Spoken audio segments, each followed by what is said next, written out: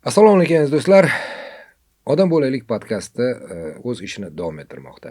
Va bugungi mehmonimizni tanishtirishdan avval eslatib o'tmoqchiman. Biz ushbu podkastni Toshkentdagi Adju universiteti qoshida Vagif Zakirov studiyasida Sinamet kompaniyasi bilan hamkorlikda tasvirga olmoqdamiz. Va endi bu zamonamiz talabi YouTube kanalida tomosha qilayotgan bo'lsangiz, bizni o'sha yerda bir like degan, ya'ni qoyil degan bir belgisi bor. O'shani bosib qo'yish esdan chiqmasin va agar hali obuna bo'lmagan bo'lsangiz, obuna bo'lishni ham unutmang. Bugungi mehmonimiz juda taniqli inson. Har holda televizorni uzoq yillar davomida tomosha qilganlar juda yaxshi bilishadi. Bugungi kunda Jurnalistika universitetining harbiy va sport jurnalistikasi kafedrasining katta o'qituvchisi, faxriy dotsent, juda taniqli sport sharhlovchisi, jurnalist, bizni akalarimizdan biri Rixsitilla Umarov. Rixsitilla aka, assalomu alaykum. Va alaykum assalom. Kelganingizdan xursandman. Men O'zi anchadan beri siz bilan ko'rishmagan edik. Mana bahona, yaxshi ham podkastlar bor ekan. Bilan ko'rish niyat bor edi. Anchadan endi telefonda suhbatlashib turamiz-ku, lekin telefon boshqa. Hali ko'zga tushsa boshqacha bo'lar ekan. Sog'liqlaringiz yaxshimi? Allohga bersin shukr. Bugun endi bu intervyu bo'lib intervyu emas. O'zi aslida ko'p yillar davomida siz taxminan mana shunday uchrashuvlarda faqat boshqa tomondan bo'lgansiz.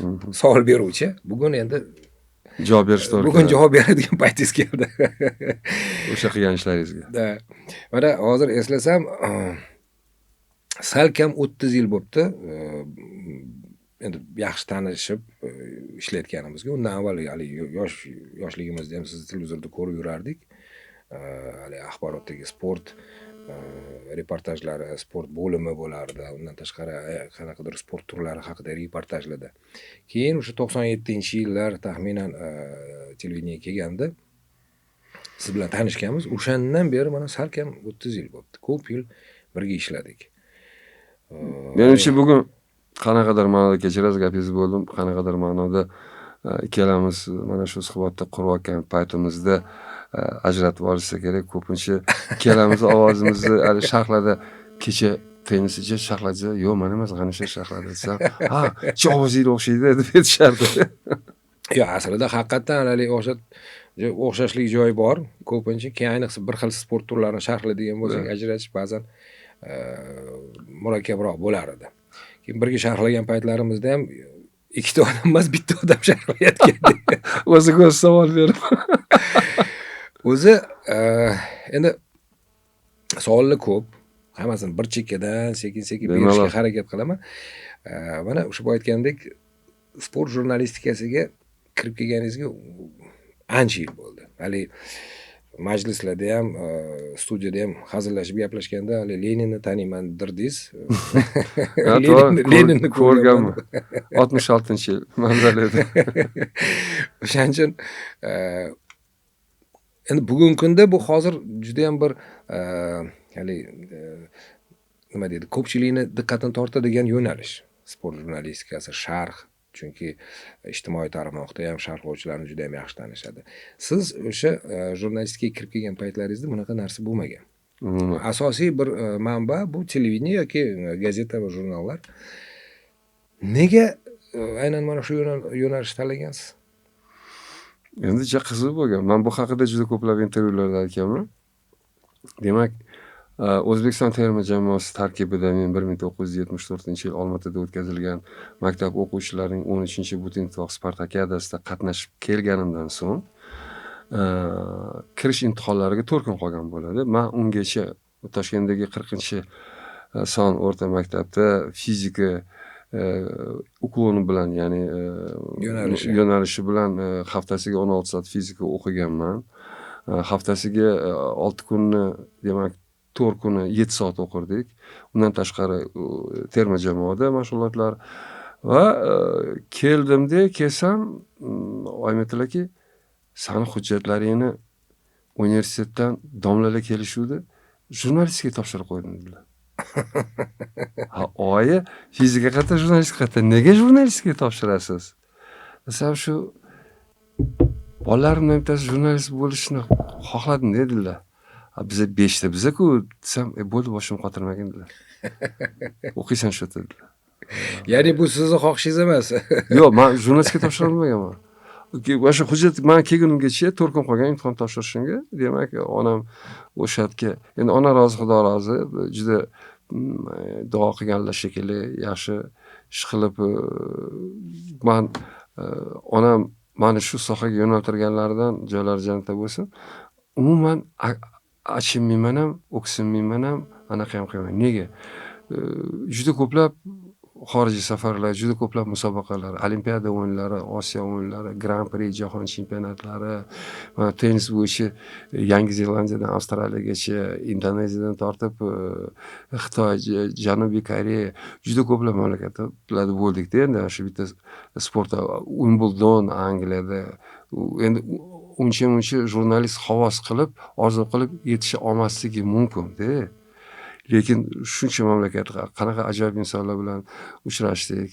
Hattoki ba'zan biznesmenlar ham o'sha Avstraliya, Yangi Zelandiyani faqat televizorda ko'rish mumkin, vaqti bo'lmaydi borib kelishga. Borib kelishga imkoniyat ham bo'lmaydi ba'zan.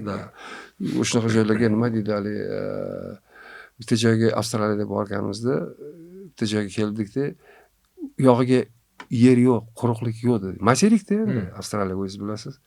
O'sha yerda shunaqa, ey xudo, hali insonni oyog'i tugaydigan joyini ham ko'rishga shunchalik qodir qildik, yo'q, shunchalik nasib qildirdik. Men beadad shukrlar qilaman deb shunaqa qilib, bir so'z bilan aytganda, yorqin xotiralar, esiydigan, misol uchun gapirib berish mumkin bo'lgan jihatlari ko'p. Kasbimiz qiziq. Nega?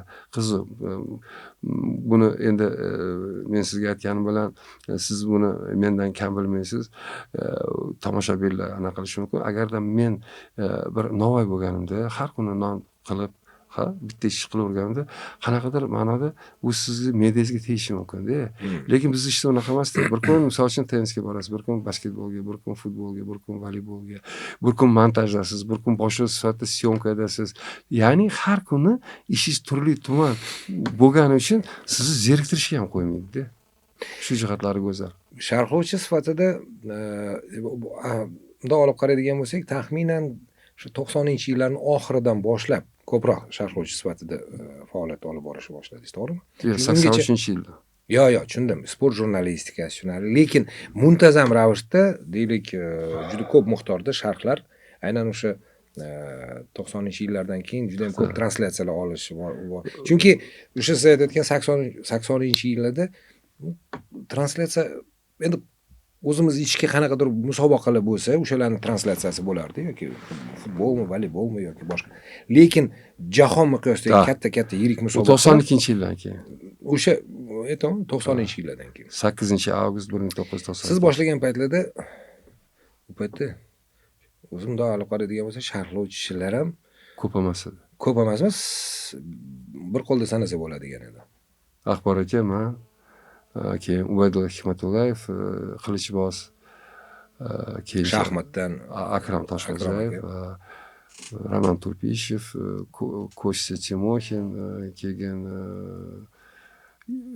ruschada 2-3 ta sharhlovchilar bor edi. Endi o'zi sport vaqti efirda kam edi. Chunki biz hozirgidek 7:24 ishlamasdik u. 6dan 12gacha ishlasak, o'shanda 12 ta redaksiyani materiallari ketish kerak edi. O'shani orasida sportga ham 1 soatmi, 2 soatmi ko'rsatuvga qarab vaqt ajratishardi. Umumiy konsepsiya 10 soatlarga borardi bir oyda. Bir oyda material beradigan. Endi axborotda 3-4 minutda anaqalarni hisoblamaganda va translyatsiyalarni hisoblamaganda ko'rsatuvlarda endi. Nima degani bu? Yarim soatdan bo'lganda 20 ta ko'rsatuv, 10 soat bo'lsa, translyatsiya 16 kishi ishlardik o'sha paytda. Qanaqadir undan tashqari shtatsiz sharhlovchilarimiz ham bor. Rahmonqul Boltayev xokkeyni sharhlarida Navoiydan kelardi. 12 so'm gonorar yoziladi o'sha paytda bitta sharhga. O'sha gonorarini 6 so'm poyezdda yoqqa, 6 so'm orqaga ketishga ishlatardi, lekin juda sadoqat bilan kelardi Rahmonqul Boltayev. Hozir yanglishmasam 70 kilo chiqqan bo'lsalar kerak, 1953-yilda tug'ilganlar, yanglishmagan bo'lsam. Keyin Fazillo Bahodirov bordi, xokkeyni birinchi sharhlagan. U paytda Binokor jamoasi. Anaqa Fazillo Bahodirov keyinchalik ilmga berilib ketdilar deb sharhga uncha kelmay qo'ydilar. Lekin o'sha Axbor aka bilan birinchi kastingdan o'tgan sharhlovchi bo'ladi Fazillo Bahodirov. Normal anatomiya kafedrasida professor, kafedra mudiri bo'lib ishlaganlar. Men ularni keyin bilib qolib, Axbor akadan eshitib, haligi salomat bo'ling degan ko'rsatuv bo'lardi, sportga yo'naltirilgan. O'sha ko'rsatuvga boshlovchi qilib chaqirardim ko'pincha. Shu demak, gipodinamiya paytida odam sog'lig'ini qanaqa yaxshi me'yorda ushlab turishni nimalar qilish kerak. Bir so'z bilan aytganda, unaqa ko'p emas edik va keyin sharhlovchilarda o'sha siz aytgandek hozirgidek anaqa hali oldida notebook. O'shani hozir aytmoqchi edim. Mana bugungi kunda o'zim o'sha sharhlagan paytlarim bundan bir necha yil avval esimda bor, yosh sharhlovchilarimiz. Men ularni yaxshi, yomon deyotganim yo'q yoki tanqid qilayotganim yo'q, lekin davr o'zgarganligini aytmoqchiman. Kirganda agar o'sha sharhlovchi xonasida kompyuterimiz bo'lardi, internet ulanmagan bo'lsa, ko'zlar katta bo'lib, endi nima qilaman degan savol ko'rinardi yuzida. Men o'shani aytaman. Biz ham misol uchun boshlagan paytda o'sha 90-yillarning oxiri, 2000-yillarda u paytda internet ham bo'lmagan. Siz paytingizda-ku 80-yillarda u internet degan narsa endi qayerdadir paydo bo'lgan payti edi endi. Manbalarni endi tushunarliki gazeta, jurnallardan olardi. Va xotira. Shu narsa esda qolardi. To'g'rimi? Haligacha o'sha bilan foydalanasizmi yo baribir bugungi kunda sharh agar mabodo kirsangiz internetga yo'q, albatta bu siz iloji, chunki mana g'anisha o'sha bitta gazetada mana Sospechetda biza kioskda ochib turib gazeta olar desak, ana hozirgi studentlarga shu ishonmaydi. Voy, fantastika ustoz, qo'ying. Qaysi men bitta ham Sospechetda oldida navbat ko'rayotgani yo u paytda bo'lardi-da. Hamma qolmasdi tau. Hamma poylab turardi o'sha gazeta tashiydigan mashinani kelishini-da. O'sha yerda Sayt O'zbekiston, Pravda, Vostoka, Toshkent, Haqiqat, Oqshom, har xil gazeta sport chiqib qolsa sразу olib Sospechet pastga 5 dona berardi, futbol xokkeyni 2 dona berardi-da. Futbol xokkeyni olish uchun 5 tiyin turardi, men 10 tiyin berardim, bo'lmasa olib qo'ymasdi menga.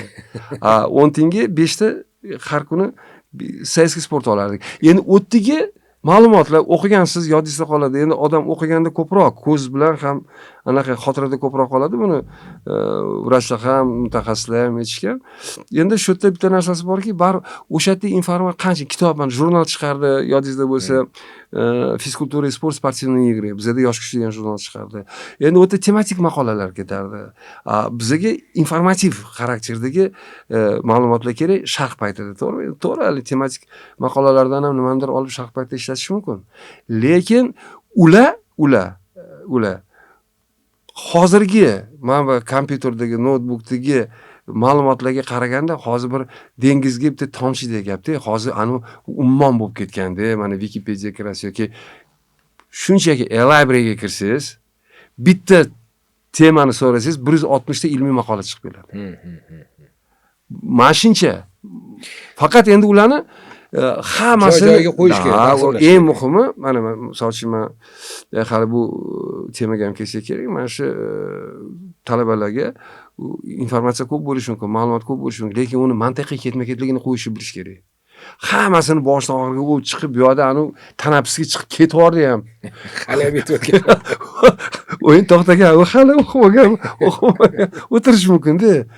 Chunki endi mana shu yerda misol uchun men nazarimda bundan avval Xayrilla bilan, Davron bilan, Mirza Hakim aka bilan, Otabek Jo'rayev, endi Otabek yosh sharhlovchilardan aynan mana shu sharh borasida gapirganimizda endi asosan yana bir narsani aytib o'tish kerak. Hozir men sanab o'tgan va bizning podkastimizda mehmon bo'lgan sharhlovchilar asosan futbol sharhlovchilari. Da. Misol uchun siz bilan biz ikkalamiz umuman Futbol futboldan sharhlamaymiz. uzoq bo'lgan sharhlovchilarmiz, lekin men nazarimda endi maqtanish bo'lmasin, men nazarimda eng universal sharhlovchilardan hisoblansa kerak. Chunki mana misol uchun men o'zim 29 ta sport turi jami sharhlagan bo'lsam, sizniki ham bir taxminan 30 tadan oshgan bo'lsa kerak, ya'ni o'sha davrdan boshlab 30 ta sport turi. Bugungi sharhga kirayotgan yosh yigitlarimiz albatta o'z sohasida, ya'ni deylik shu futbol bo'ladimi yoki boshqa balki maromiga yetkazib qilayotgandir. Lekin o'sha universallik yo'q. Bunga erishish uchun nima qilish kerak? Sardor Rahimov bilasiz hozir. Ha, Sardor. Hozir- Shogirdingiz. Ha, shogirdim. Endi agar mikrofonni o'chirib qo'ysangiz ham Buxoroda sharhlayotgan bo'lsa ham Toshkentga ovoz yetib keladi. Iltimos qildi Qobilbek Karimbekov, taniysiz, siyosiy sharhlovchi, biz parallelni birga o'qiganmiz. Otaxon, endi menga Otaxon deb gapiradilar. Otaxon, shu oldingizda bitta bola o'tiribdi. Shunga ozgina qarasha olmasangiz bo'lmaydi. Kim desam, Sardor dedi. Kim bo'ladi desam, shu qizimni berganman shunga, shu bolaga. Nozim masala ekan dedim. Endi uni ustiga bizni ustozimiz, o'qituvchimiz Muxtor Xudoyqulovni nevarasi ham. Uni ustiga endi keldi, "Ha" dedim, "Nimani yaxshi bilasan?" dedim. "Futbolni" dedi. "Yo, futbol sharhlamaysan" dedim. "Voy, nega?" dedi. "Men qaradim. 19 tasi o'tiribdi studiyada. Shtatda futbol sharhlayman. Sen 20-chi bo'lib galing kelsa sharhlaysan, bo'lmasa bola chaqa ham och qoladi. Bu yerda oylik katta emas, asosan gonorarga, to'g'rimi?" Keyin nimani bilasan dedim. Keyin voleybol dedi. Yaxshi dedim. Keyin shu voleybol, basketbol oldinda kirib o'tirdi oldiniga, keyinchalik qo'shdim, keyinchalik o'zi sharhlaydigan bo'ldi, keyinchalik meni chaqirmaydigan bo'lib qoldi. Xalaqit berib qo'yadigan bo'lsa. Mayli Endi siz bilan Sardorni yonma-yon qo'yadigan bo'lsa, hali suv bilan o'tdaydik. U yonadigan bola, hali temp bunaqa emas edi. Keyin qochdi shu. Da, keyin men bir kun sharh paytim telefon qildim. "Men qara, odamlarga eshitishga ham bergan, muncha baqiraverasan" dedim. Salsikroq tushunaman, emotsiya kerak. No, bunchalik ehtirosga berilib ketish kerak emas-da. Hali anaqada taekvondoda jahon chempionatida hali o'rnidan turib olgan sharhlayotdi. Nodir Rahmat, rejissyor. 51 da bilasiz, oynasida o'rnidan turib olgan, hali sharhlayotdi, qo'llari ketib qolyapti. U uni olib Facebookga qo'ygan. U endi baqiryapti. Asabiladosh bermayapti. Yutganda jahon chempioni bo'ldi. Da, gap yo'q, hammasi yaxshi. No? Keyin o'shanda bu futbolda men buni, lekin baribir bir marta sho'ng'idi futbolga. Ana qildi, lekin o'sha futbolni sharhlamagan hisobiga bunda o'sha barcha yakka kurashlar, boks, mana shu sport, jamoaviy o'yin turlari hammasini ancha ko'p sport turlarini sharhlaydigan sharhlovchiga aylandi. Bitta o'sha futbolni sharhlamagani uchun. To'g'ri, endi futbolda mashhurlikka erishish oson, futbol sharhlovchilarini hammasini bilishadi. Bir maqtab ketishsa o'yini. Bir maqtashsa, bir so'kishsa yomon qilishadi. Agar hali Xudo ko'rsatmasa, o'tda bitta sal bitta narsani gapirib qo'ysangiz, yana keyin u sharhlovchining o'zini monitoringi bor. Anaqalarni, muxlislarni. Falon sharhlamasin, yutqizadi. Bizlarning komandani. Va men keyin bir kuni yozdim. Menga aytinglar, kim sharhlaganda O'zbekiston yutadi? O'shaqadan 4 tasini qo'yib qo'yaman, jahon chempionatida sirasi chiqib qolaylik. Agar shunga bog'liq bo'lsa-da. Endi bu to'g'ri kelib qolishi mumkin. Esiz Periturin bo'lardi. O'zi futbolchi, yomon sharhlovchi emas. Lekin SR terma jamoasi Periturin sharhida ko'pincha yutqizardi. Endi shunaqa taqdir peshinasi shunaqa yozilganda. Endi agar yana o'sha sharh borasida gapiradigan bo'lsak, sport kanali ochilgan paytda, sport kanali deb ochilgan u. Dastlabki yillari haqiqatan shaxsan men maza qilib ishlardim. Nega? Chunki birinchidan aynan sport telekanali nomi ham juda to'g'ri kelardi. deyarli barcha sport turlari esimda bor. Bu yerda bilyard ham bo'lardi, boks, suzish, o'sha paytda NHL, xokkeylar-yu, basketbollar, NHL, hammasi. Juda ham ko'p sport turlari. Men nazarimda ayniqsa o'sha yosh katta bo'layotgan bolalarga o'ziga qanaqadir bir yo'nalishni tanlash yoki qaysidir sport turini muxlisi bo'lish uchun imkoniyat yaratilayotgan edi.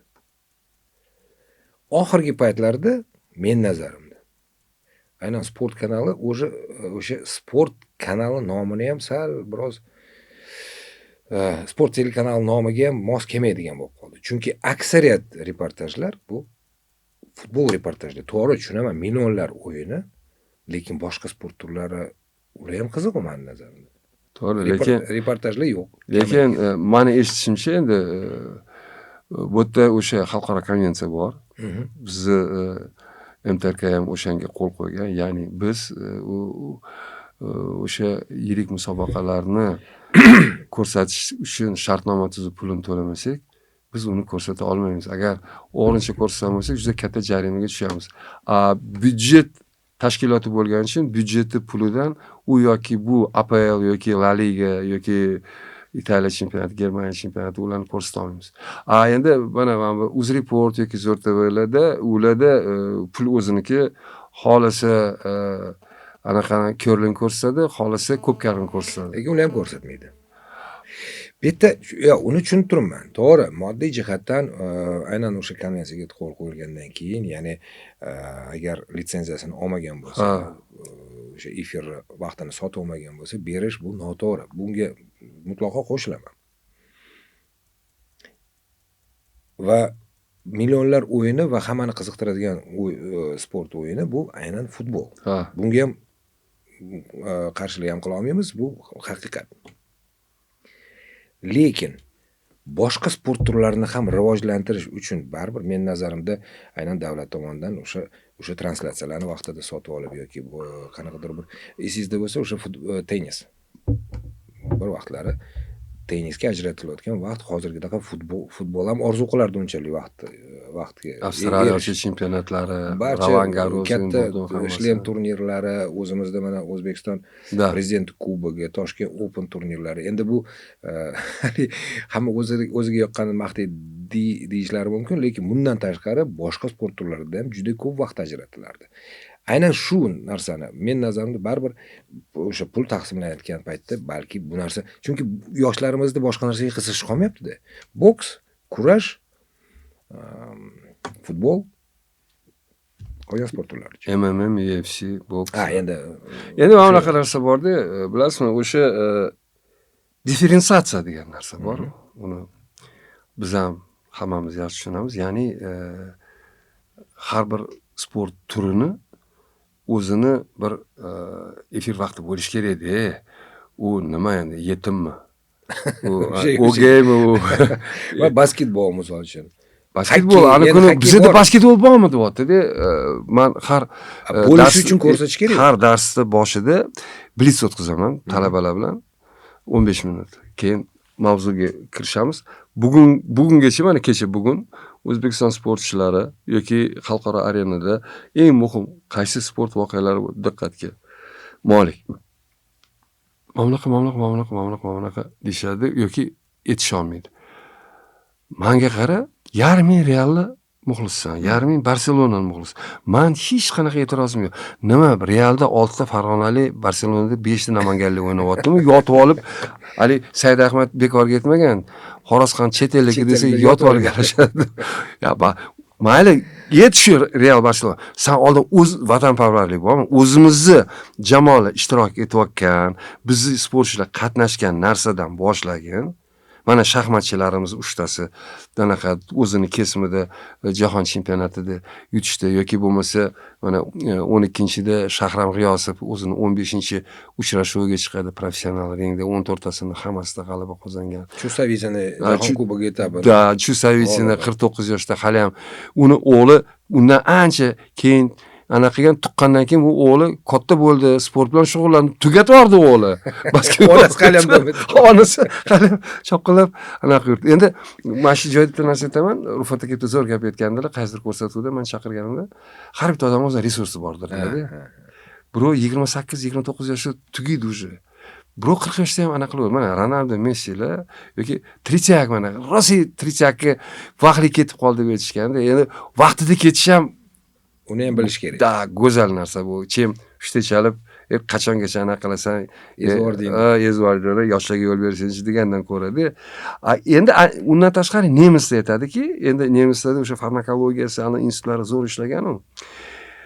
Haftasiga 4 martadan oshiq mashg'ulot, uni 6 marta qilish yoki kuniga 2 soatdan 4 soat hech qanaqa effekt yo'q ekan. Fiziologiya mana inson fiziologiyasi, o'simliklar fiziologiyasi o'tgansiz biolog sifatida uni juda yaxshi bilasiz.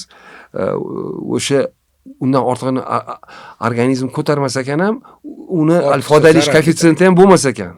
Bekorga anaqa urinish bo'ladi, organizm urinishi bo'ladi, unaqa effekt bo'ladi o'shancha. Bu hamma narsa oxirgi paytlarda o'sha ilmiy nuqtai nazardan nima deydi? Ilmiy nuqtai nazardan tasdiqlangan, isbotlangan. Bekorga mana esingizda bo'lsa Erik Hayden 5 karra Olimpiya o'yinlari chempioni, bunaqasi shundan keyin bo'lmadi. Ham 500 metrda, ham 10 kilometrda 5 ta medal bo'ladi-yu. Klassik va ko'p kurash. Shu o'sha paytda 3 ta sh bo'lardi. Sjöberg, Stanshemet, Stensen, shvedlar.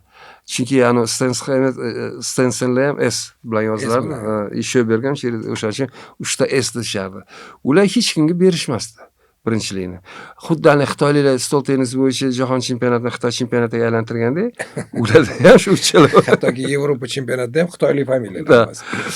De keyin oxiri hisoblashdi fenomen nimada? Erik Hayden'da. Erik Hayden keyin Moskva olimpiadasiga ham kelgan velosport bo'yicha uncha o'xshamagan. Chunki velosportda va konkida yugurishda boshqa guruh mushaklar ishlaydi. O'shaning uchun mana bizga voleybolchi baland sakrash uchun velosiped oyog'ini hali ana qilish uchun yuklab yo'q deyishardi.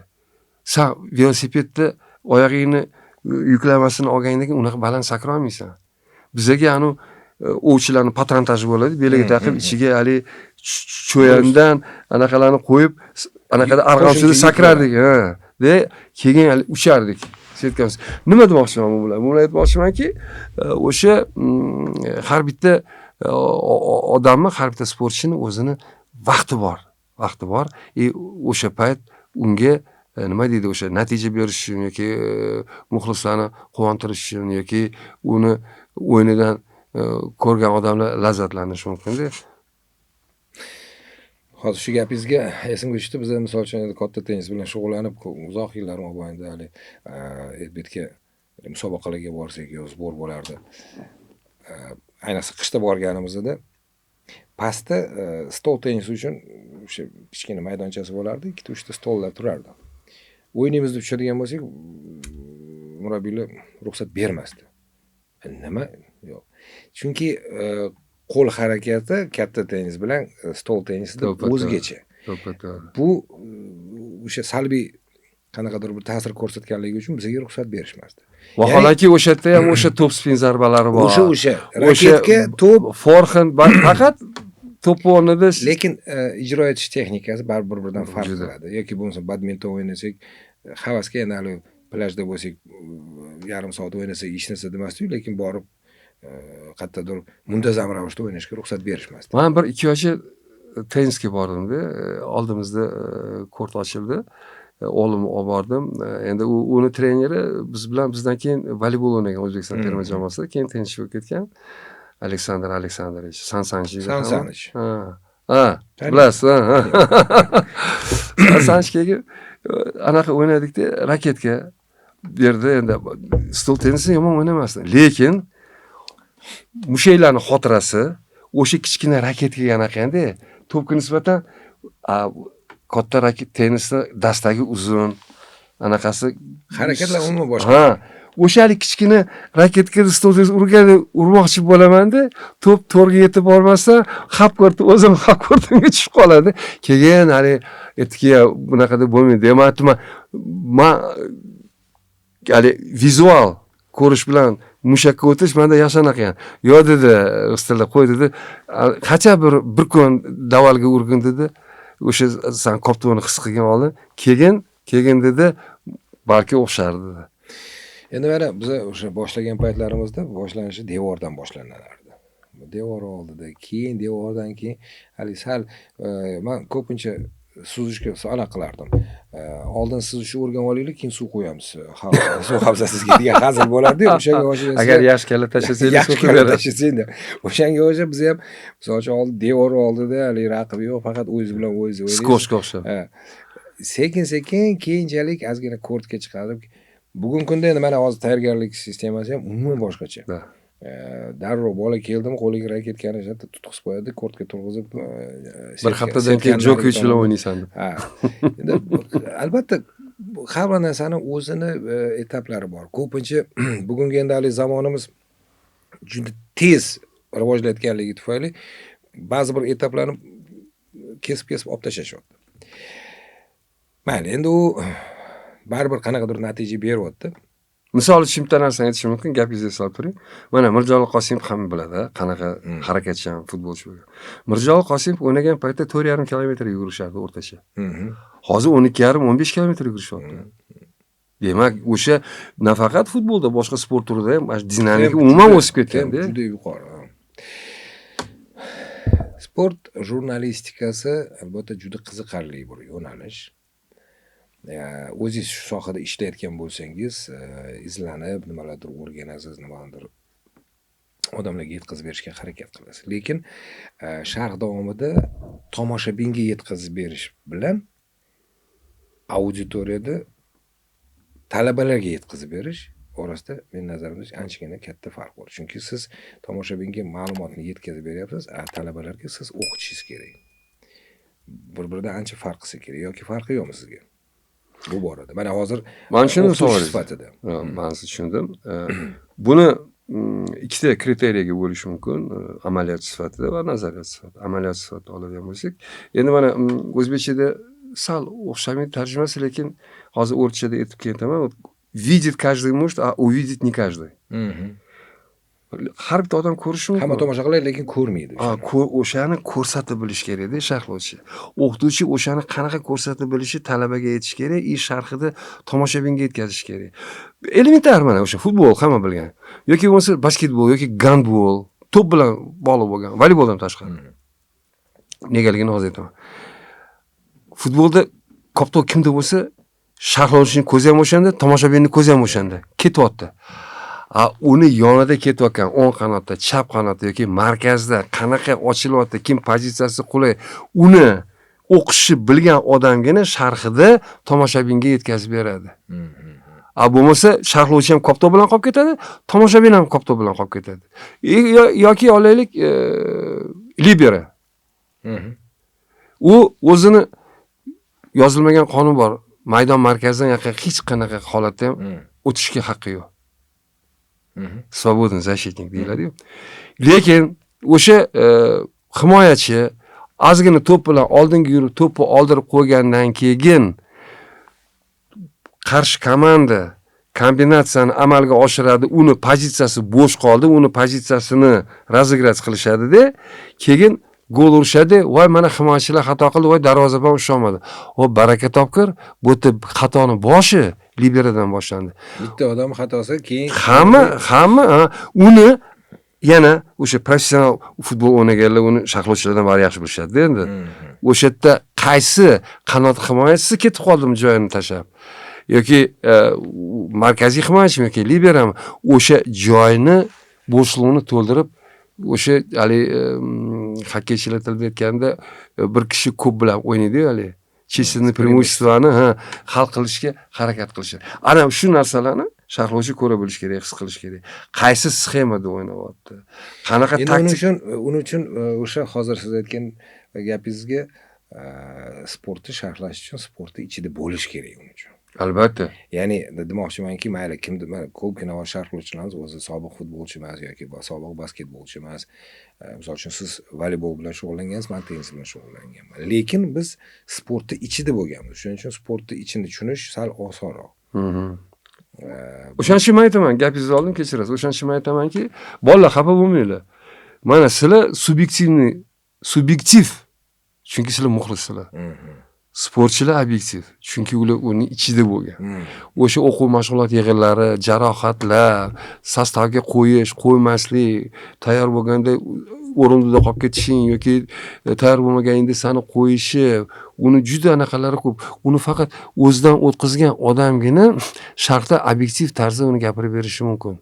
Bo'lmasa mana aytaylik, tennis mana Federer hamma biladi, men juda ko'p joyda aytganman. Federer mana shu men eng yaxshi ko'radigan tennischilarimdan. Alohida o'sha hali backhand bitta qo'lda siz bilan ko'pincha gaplashganda menga negadir shu bitta qo'lda anaqagani yoqadi. Men ham o'zim bitta qo'lda qulayroq atsam, yo ikki qo'lda ko'pchilik tennischilar, endi mutlaqo asosan ikki qo'lda qulay, ikki qo'lda kuchli. Lekin anunda men ko'rsatdim, mana qaranglar, Nadal chapaqay. O'sha plazmaga qo'ydimda, razborni qilib beryapman. Federer bilan o'ynayapti, Federerga o'sha chap tarafiga beryapti. Backhanddan ursin deb. Anaqada juda qotirardi. Nega o'xshamayapti? Qaranglar dedim. Nega Federerga o'xshamayapti? Endi shu kuni formada bo'lmasa kerak dedi. Ya, anu qarshi ispan bor-ku. U juda ayyor, makkor. U unga o'sha tarafiga top spin bilan beryapti, koptomondan keladi, balanga ko'tarilib ketganda, bu forehand emas, forehanddan bu yoq tarafga urganingda tepadan ham qo'lingni kuchi yetadi, tirsay, bilay. Bu yoqda jihatdan sal noqulay. Bu yerda tizzani oldidan boshlash kerak. Bu yoqdan unaqa kuchli ura olmaydi, o'shani bilib bunga aynan forehand tarafiga top spin bilan beryapti. Yoki o'sha orqa chiziqda o'ynash yoki o'sha half courtga kirganda qisqa to'pni uzatsa, raqib half courtga kirgandan keyin ugl, anaqa burchak o'tkirlashib ketadimi? O'shaning uchun Djokoviclar juda ko'p anaqa tennischilar ozgina tavakkal qilib bo'lsa ham raqibini orqaroq chizuvda ushlashadi, orqa chiziqqa berishadi. Sizlar faqat hisob etib o'tirmanglar-da, mana shu jihatlarini ko'rish kerak, bilish kerak. Endi tennis agar misol tariqasida keltiradigan bo'lsak, yana maqtanish emas, lekin tennis murakkab sport turlaridan biri. Ya'ni uni qonun qoidalari va ichidagi o'sha taktikasi ham yarim qadam ulgurmasligi juda ko'p narsa, juda nozik tomonlari ko'p. Misol uchun undan ancha osonroq bo'lgan sport turlaridan boshlagan ma'qulroq deb o'ylayman men nazarda. Mana hozir talabalaringiz haqida gapiryapsiz. Talabalarning orasida sharhlovchi bo'laman deganlar ko'pmi bugungi kunda? Albatta, sport jurnalistikasiga topshirgandan keyin hamma o'sha Davron Fayziyevga o'xshab, Axbor Imomxo'jayevga, endi ularni ko'pchilik ko'rmagan yoki Ko'toy Maharadze'ni ko'rmagan. Lekin men o'sha dars davomida qo'yib beraman o'shalarning sharhlarini, mashhur sharhlarini tushuntirib beraman. Dinamika qanaqa, temp qanaqa, tahlil qanaqa ketyapti. Endi to'g'risini aytganda, o'sha paytdagi tahlil bilan hozirgi tahlilni solishtirgan bo'lsak, hozir ancha marketolog bo'lib ketishdi sharhlovchilar ham. Juda yaxshi tahlil qilishadi va tempi ham yuqori, surati ham yuqori. O'shalar sharhlovchilikni ko'pchilik ustoz sharhlaylik, seminar mashg'ulotlarda ayniqsa bitta sport turini qo'yib, nimani sharhlaymiz deyman. Xo'p, nimani sharhlaysan? Real Barcelona futbol. Xo'p, mana qilamiz. Ikkita uchta odam sharhlaydi 10 minutdan, keyin uni muhokamasini qilamiz. Sostavga yetmaysanlar, sostavga 2,5 minut vaqt ketadi. Befoyda vaqt ketadi. Befoyda vaqt ketadi. Uni ustiga bo'lib o'tgan o'yin, bo'lib o'tgan o'yin. Natijani ham biladi hamma. Biladi. Ali qo'shnisini bolasini otini bilmasa ham Real bilan Barselonani qaysi qanotda kim o'ynayotgani uzoqdan ham aniq aytib beradi. 5 minut. 5 minutda so'z boyligi tugaydi. Unaqa emas. Men shu anaqada keyin ularga bitta tarix aytib berdim. O'sha 60 yoshga to'lganimda gazetada katta maqola men haqimda chiqdi-da. O'shanda muxbirga 37 yil bo'lganda endi sharhlashni o'rganganimda pensiyaga ketyapman desam, shu gapimni salloqa qilib tepaga olib chiqib qo'ygan. O'zimni gapim nima deyman? Otni qaqqa boylaguncha tilimga boylagin. Endi sharhlashni o'rganganimda demak pensiyaga ketyapman. Men buni nega aytganman? Bolalar, ikkita narsa men har doim aytaman, bu mening shaxsiy fikrim. Jurnalistikada eng murakkab bu sharhlash va intervyu olish. Ikkalasida ham suhbatdoshingizdan mukammalroq narsa bilmasangiz, u intervyu ham o'xshamaydi yoki o'sha sport turini bilmasangiz, sharh ham o'xshamaydi. O'shaning uchun bu juda murakkab narsalar. Mana hozir sizlar mayli, men sizlarni shaxsiylarni qaytarganim yo'q. Sharhlovchi bo'lish uchun men o'zimga juda katta talablar qo'yganman. Men o'zimga nisbatan juda tanqidiy qaraganman. Misol uchun sharh paytida uncha bilinmasligi mumkin, lekin o'yga borib agar u zapisda bo'lgan bo'lsa, eshitsangiz, nima gap degan o'sha paytda yo'q, hali vaqt tizig'lik qiladi yoki eng qizig'i o'sha bilgan so'zing o'sha paytda kelmaydi-da. O'rniga boshqa bir muqobilni ishlata olasan, uncha yopishmaydi. Da mana shunaqasidan qilib, keyin o'shalarni tushuntirib, u sharhlashni o'rganish uchun ancha vaqt kerak bo'ladi. To'g'ri, esingizda bo'lsa, Tokio Olimpiadasi biza mana shu men dars berayotgan bolalar 3-kursdaligida o'sha avrorlar shu Tokio Olimpiadasini jonli efirda sharhlashga o'tirishdi. Chunki misol uchun rektori qilgan to'g'ri ishlardan bittasi juda ko'p amaliyotchini institutga jalb qilganda, asos televideniya, ko'pchilik televideniya kerak. Televideniyalar bular nazariyotchi emas, ular hammasi amaliyotchi. Ha. Ularda aynan amaliyot yetishmaydi-da.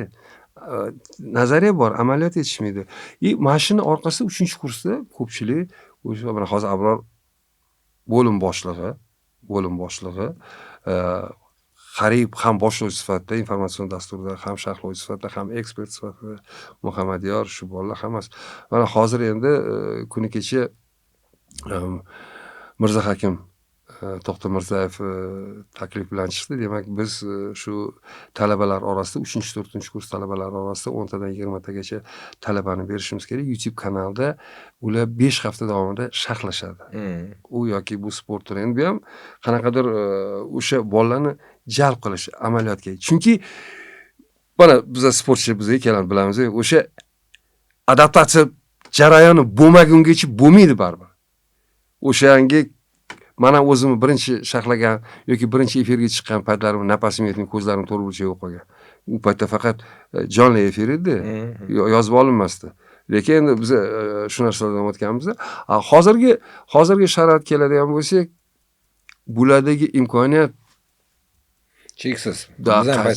Agar aytaman, biz ham hali dekabristlarga o'sha o'z paytda tug'ilmaganmiz. Qani biz tug'ilgan paytimizda mana shu narsalar o'sha paytda bo'lganda edi, hozirgi. Unda hozirgi holatingizga yetib kelishingiz gumon bo'lardi. Bilmadim. Chunki siz o'sha paytdagi o'ziga yarasha qiyinchiliklar bilan o'sha yo'lni bosib o'tganligingiz tufayli bugungi kunda ma'lum bir bilim boyligiga egasiz va bizda chanqaganda suv qidirganmiz-da. Hozir chanqamasa suv o'zi olib kelib beradi. Suv mana hamma yoq oldingizdan o'tyapti. Endi jurnalistika haqida gapirganda, men o'zim misol uchun jurnalistika fakultetini bitirmaganman. Umuman soham boshqa yo'nalish bo'lgan, biologiya fakulteti. Lekin shu taqdir taqozosi bilan mana shu televideniyaga kelib, televideniyada hozirlikam salkam 30 yil bo'lib qolibdi, qarang. Meniki ham. Bo'lmasa to'satdan kelib qo'ygan joyiga. Bizga 46 yil bo'ldi. Ada, ko'rdingiz? Endi siz tasodifan emas, siz o'sha oyim aytganlar. Oyingiz aytganlar uchun. Oyim aytganlar, professor bo'lasan, dedi-yu. Anaqa professor bo'lasan dedim, bo'laman. Endi menda endi o'sha tasodifan tushib qolgan yo'nalishimda mana shuncha yil bo'lib qolibdi. Lekin baribir nimani aytmoqchi bo'lganim, juda ham ko'pgina jurnalistlar bilan ishladim. Juda ko'p rejissyorlar, hattoki endi operatorlar, chiroqchilar. Bilasizmi, bitta narsaga doim juda katta e'tibor berardim. Bilim darajasi, ya'ni aynan o'sha ishi bo'yicha, sohasi bo'yicha emas, umumiy bilim darajasi bu insonlarda juda ham yuqori edi. ya'ni o'sha maktabda olgan bilimi, institutda ham dastlabki yillari qaysi fakultet bo'lishidan qat'iy nazar, qaysi universitet, baribir dastlabki yillari umumiy bilim berilardi. O'sha 1-2 kurslarda, 3-kurslarda. Juda yuqori saviyali insonlar bo'lgan. Shuning uchun o'zini sohasida ham men nazarimda juda ham ko'p katta qandaydir bir yutuqlar, chunki har tomonlama qarashni o'rganishardi. Hali nima deydi, hali трехмерный proyeksiya deydi, har tomonlama qarash. Bugungi kunda men nazarimda aynan mana shu muammo biroz mavjud. Ya'ni sizga mana institutga keladi, yaxshi, juda iste'dodli, yaxshi yigitlar, haligi qizlar, xohishi bor. Lekin men nazarimda bilim sal, men nazarimda shu yigit qizlarga biroz bilim darajasi yetishmayotgandek. Hattoki ba'zan bilasizmi, mayli talabalar qo'yib turaylik, ba'zi bir o'qituvchilar yoki professorlarning gapirayotgan gapiga ham to'g'risi bir xil paytda eshitib hayron bo'lasiz. Sal bu bitta narsa. Bu meni shaxsiy fikrim. Misol uchun o'sha professor yoki dotsent ustozlar berayotgan darsi, men endi shu yerga kelib UzJo'da men hech qachon o'qituvchilik qilmaganman, men o'qituvchilik konsepsiyasini ham bilmayman. Men o'zim qandoq dars o'tishi o'zim uchun o'zim belgiladim. Ya'ni qandoq olib borsam shu talabalarning xotirasida qoladi. Qanaqa formatda. Men unaqa misol uchun birorta ham bilasizmi, yodingizda bo'lsa, biz o'qigan paytda har bitta o'qituvchi kirganda albatta oldimizda daftar turardi, har bitta fandan o'sha o'tayotgan mavzusiga bo'yicha quyidagi adabiyotlar mavjud yoziladirdi. Yozilardi. 6 ta, 5 ta, 4 ta. Bir xilla o'qituvchilar o'zini fani bo'yicha sraz berardi, o'sha 10 ta, 12 ta bir xil o'qituvchilar har leksiyasida o'sha aniq. Men hozir o'shunaqa adabiyotlarni o'qiylar deb mana qo'yganim ne deganda, o'sha yozilgan adabiyotlardan o'zimiz ularga foydalanib dars berayotganimiz uchun, undan tashqari agar yanglishmasam har 3 oyda mana shu texnikalar o'zgarib ketyapti-da. To'g'rimi? Bugun gap ertaga to'g'ri kelmaydi. 2-3 kun kuzatmasangiz orqada qolib ketasiz-da. O'sha u qanaqadir ilmiy maqola 2017-yilda yozilgan bo'lsa, mana 8 yil bo'lgan bo'lsa, ancha eskirib qoldi, undan foydalangan joyi ham qolmaydi. Bu mening shaxsiy fikrim. O'shaning uchun ko'proq bugungi kundagi va nima qilish kerakligi. Endi boshqa narsa, mana siz bergan savolingizga qaytaman yana, uncha qiziqarli emasdir balki ma'ruzalar, uncha kuchli emasdir ustozlar degan savolingizga. Yo'q.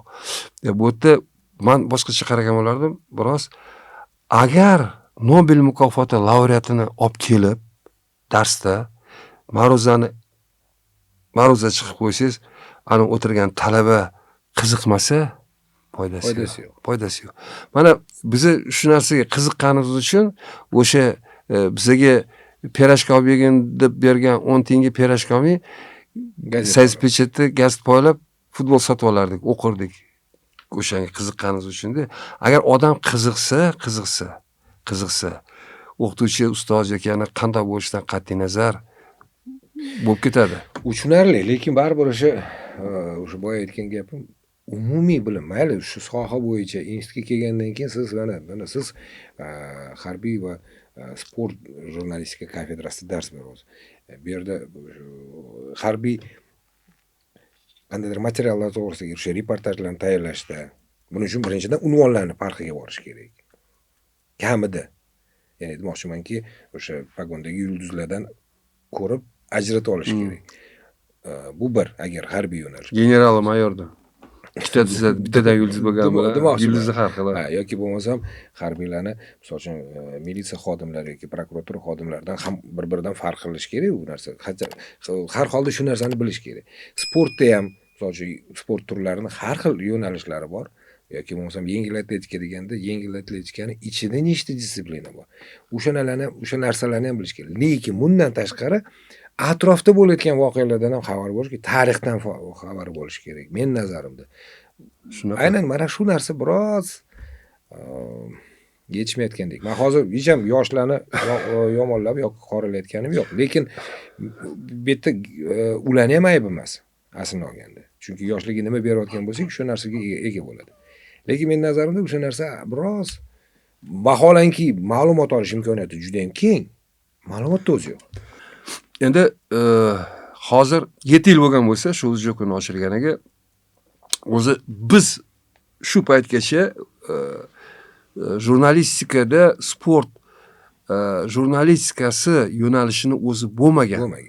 Butun sobiq ittifoq respublikalar universiteti bu birinchi kafedra va 7 yil ichida hozir shu harbiy va sport kafedrasi yo'nalishi bo'yicha o'quv qo'llanmalari yozildi.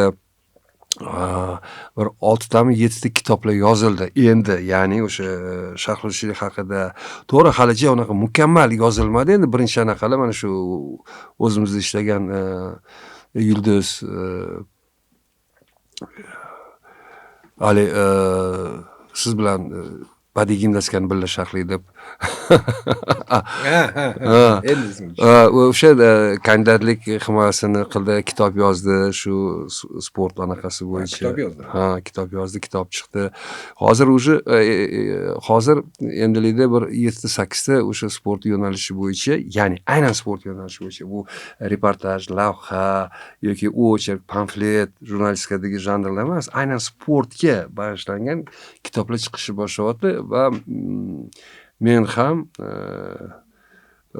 hozir boshladim, nima qilishni yozmasangiz bo'lmaydi deb o'sha olimpiada o'yinlari mass mediada qanaqa ya'ni yoritilishi, uni huquqiy taraflari, translyatsiya, uni sotib olish, ko'rsatish, akkreditatsiya masalalari, qanaqa majburiyat va hamma narsalari o'shalar haqida hozir material to'playapman.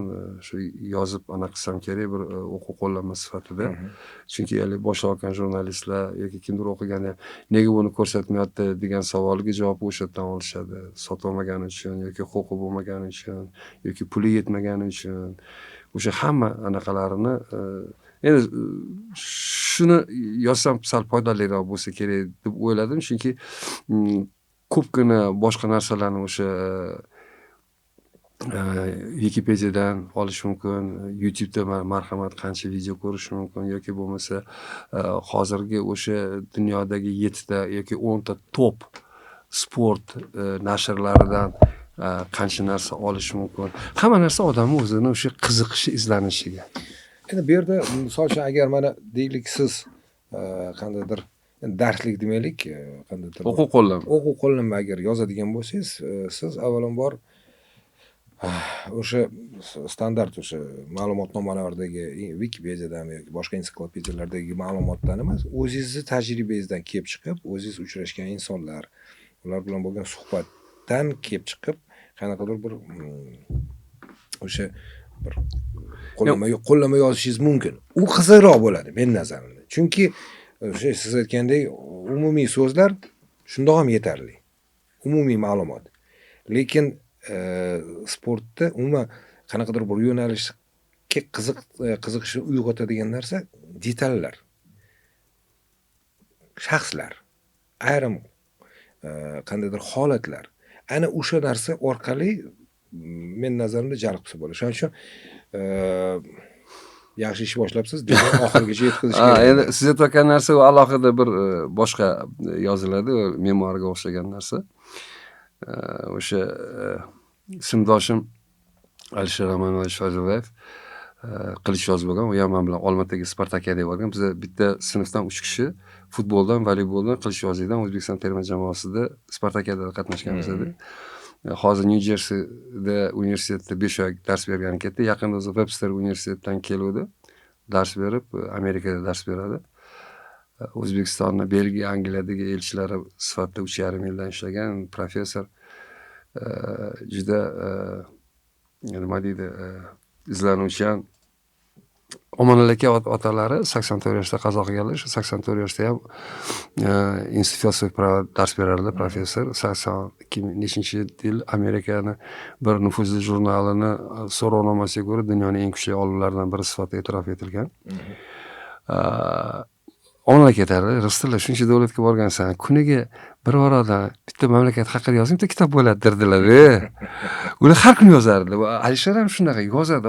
Hozir oxirgi paytda ingliz tilida badiiy asarlarni yozyapti. Badiiy asarlari ham bor, hali ilmiy asarlari bilan bir qatorda psixologiya fanlari nomzodi, siyosatshunoslik fanlari doktori, professor. U ham har kuni yozadi.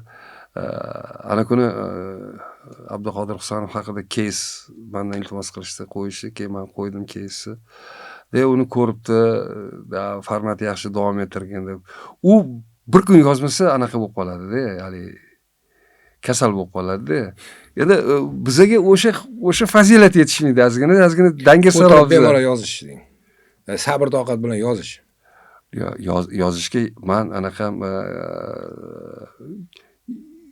taftologiya yo'q, men yaxshi yozaman. Erinchoqman. Turtki yo'q ekan sizda.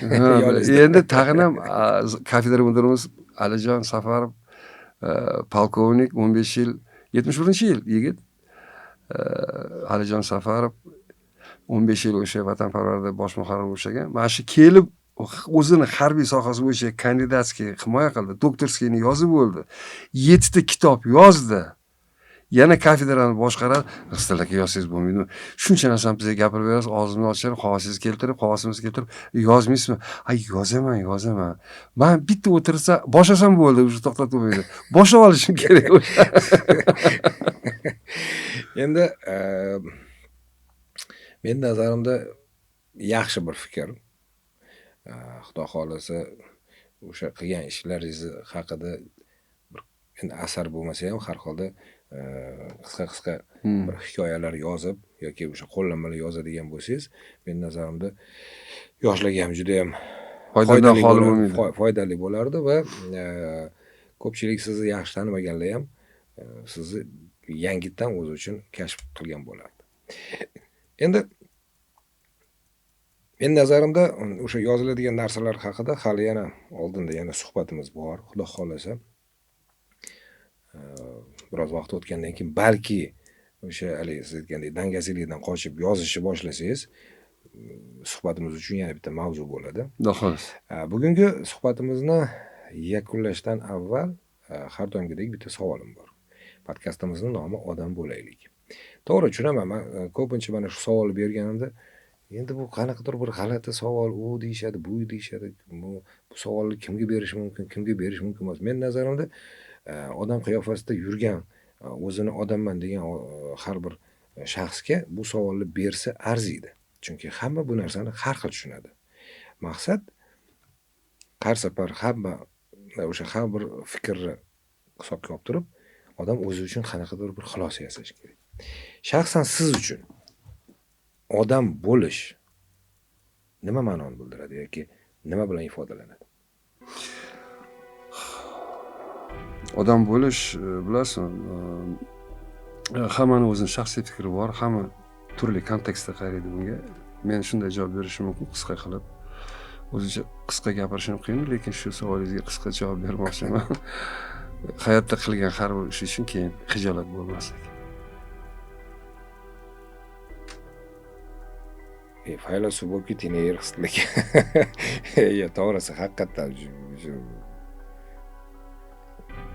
buni ko'pchilik eshitish kerak. Bu gap ko'pchilik eshitib o'zi uchun bir xulosa yasab olish kerak. Shior qilsa ham bo'ladi. Bugungi mehmonimiz taniqli sport sharhlovchisi, taniqli jurnalist Rustilla Umarov. Rustilla, katta rahmat sizga. Sizga ham ijodingizga omad. Har doim mana shunday chiroyli, mazmunli suhbatlarni davomiyligi hech qachon to'xtamasin. Jurnalistda bitta ibora bor, shu kitob chiqarsa yoki qanaqadir bitta material efirimiz oxirgisi bo'lmasin deyishadi. Odam bo'laylik podkasti sizni xonadoningizda va uni har doim ko'rishni unutmang va kuzatishda davom eting.